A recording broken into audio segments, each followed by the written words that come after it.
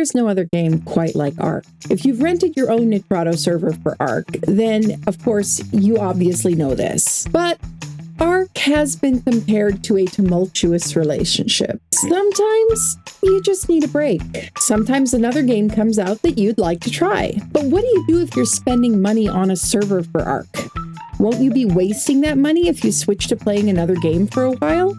Nope, because I'm going to show you how you can switch your server to another game without losing your ARK server save. So you and your friends can take a break, play something else for a while, and then come back to ARK and pick up right where you left off. Not many people know this, but you can actually have up to 5 different games installed on your Nitrado server at the same time. Only one game can be active at a time, but the other games are still installed and the server saves for those games stay in the background. They don't overwrite each other.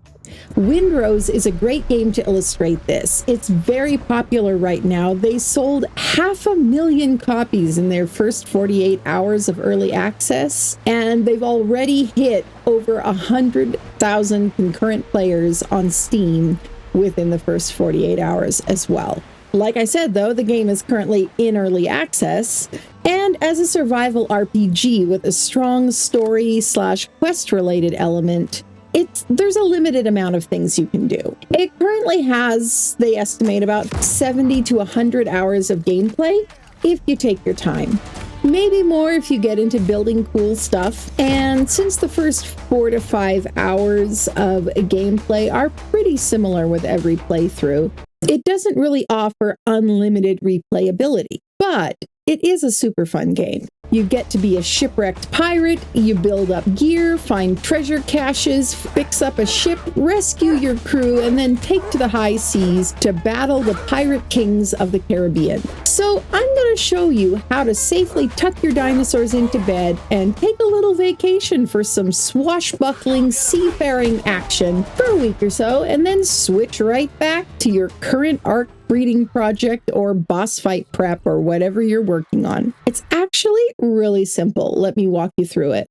So I'm here in one of my ARK servers that is currently not being used. So I'm going to go down here on the left-hand side interface, click switch game. And you can see here a list of available games to switch to. And there, Windrose is on the list here. It says it only supports a maximum of 10 slots. So only 10 of the 20 slots on the server will be available while it is running Windrose. And so that'll take a little while for it to install the game. And then we'll be able to switch between games. So I'll bring you back when it is done installing. All right, well, the game has installed, as you can see, but now it is installing an update. And just FYI, if we go down here to switch game, these games are currently installed on the server, but you can only have one active at the same time. So right now, Windrose is the active game, but you can have up to 5 separate games installed, and then you can switch between them whenever you want. And it will keep the saves. So basically, my Windrose save is not going to overwrite my ARK save. And when I switch back to ARK, I'll be right where I left off. Looks like I still have ARK Survival Evolved installed on here, even though I haven't played it on this server in years, but I never got around to actually uninstalling it. And I had a vanilla Minecraft server on here at one point as well. But if I wanted to add more games, I could easily uninstall those. Anyway, let's go back to the dashboard here, and I do have an invitation code here that I'm going to fuzz out for the video, but your invitation code will be there. And then let's go and look at what kind of settings are available. And this is my first time looking at this as well. So I am far from an expert, but we'll figure it out together. All right, so I can enter the server's name. Oh, I need to stop the server in order to change any settings. So let's stop the server. Okay, it is stopped. Let's try refreshing this page and see if that fixes this issue. There, okay, now it is showing the settings and I can actually change them. Okay, so I'll change the name of the server to, I don't know, Songbird, the Sea Siren. don't know.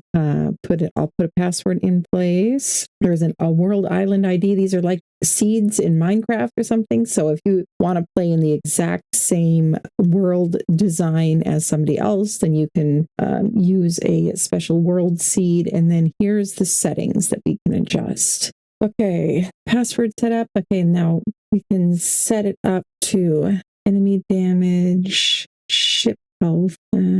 Yeah, we don't want it to scale on the number of players. Immersive exploration. Markers on... Oh, when this option is active, markers on the map that highlight points of interest are not shown, making them harder to find. Interesting. I mostly wanted to change like the harvest and so that I can collect more resources faster, but it doesn't look like I have that option just yet. I'm going to turn down all the difficulties by half though, because I'm mostly playing this for the building right now, so I don't need it to be super difficult. Okay, save changes.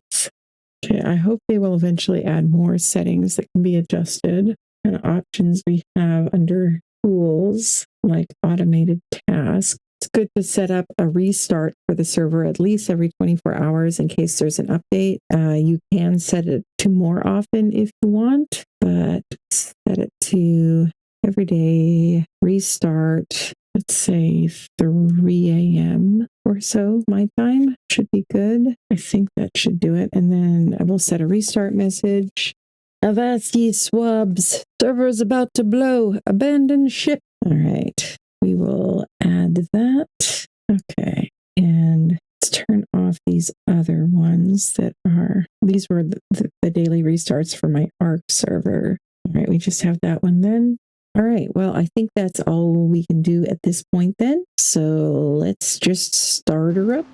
Here's how you then connect to a server. If you just click over here, connect to server, then you'll enter the invite code up here. I already entered mine. Where you enter the invite code and it will find the server and put it here. And if you've set it up with a password like I have, then you'll enter the password right here and then hit connect.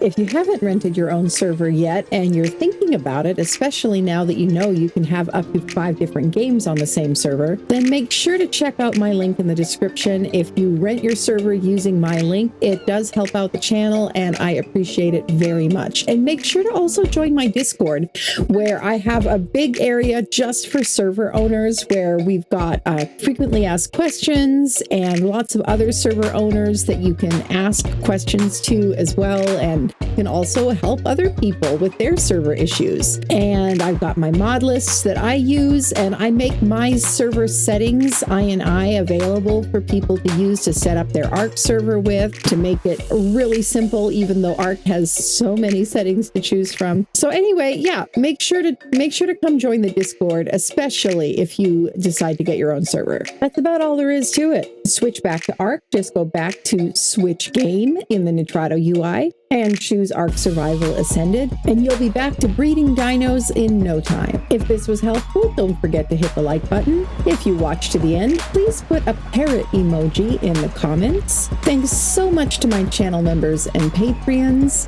Come join the flock. Don't be shy, but for now, it's time to fly.